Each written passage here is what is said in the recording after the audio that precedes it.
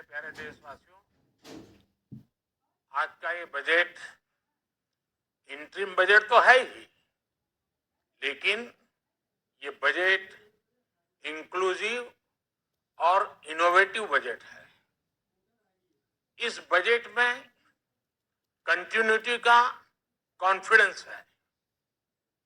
ये बजट विकसित भारत के 4 स्तंभ युवा, गरीब, महिला और किसान सभी को एम्पावर करेगा। निर्मला जी का ये बजट देश के भविष्य के निर्माण का बजट है। इस बजट में 2047 के विकसित भारत की नींव को मजबूत करने की गारंटी है। मैं निर्मला जी और उनकी टीम को बहुत बहुत बधाई देता हूं। साथियों, इस बजट में युवा भारत की युवा आकांक्षाओं का, भारत की यंग एस्पिरेशंस का प्रतिबिंब है। बजट में 2 महत्वपूर्ण निर्णय लिए गए हैं।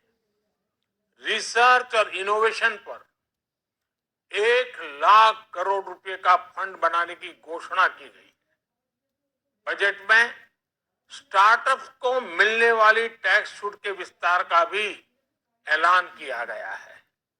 साथियों, इस बजट में फिस्कल डेफिसिट को नियंत्रण में रखते हुए कैपिटल एक्सपेंडिचर को 11,11,111 करोड़ रुपए की ऐतिहासिक ऊंचाई दी गई है। अर्थशास्त्रियों की भाषा में कहें तो एक प्रकार से स्वीट स्पॉट है।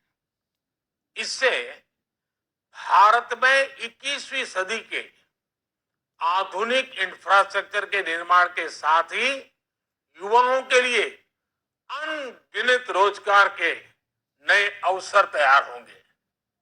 बजट में वंदे भारत स्टैंडर्ड की 40,000 आधुनिक बोगियां बनाकर उन्हें सामान्य यात्री ट्रेनों में लगाने का ऐलान किया गया है। इससे देश के अलग अलग रेल रूट पर करोड़ों यात्रियों में आरामदायक यात्रा का अनुभव बढ़ेगा। साथियों, हम एक बड़ा लक्ष्य तय करते हैं, उसे प्राप्त करते हैं और फिर उससे भी बड़ा लक्ष्य अपने लिए तय करते हैं। गरीबों के लिए हमने गांवों और शहरों में 4 करोड़ से अधिक घर बनाए। अब हमने 2 करोड़ और नए घर बनाने का लक्ष्य रखा है। हमने 2 करोड़ महिलाओं को लखपति दीदी बनाने का लक्ष्य रखा था।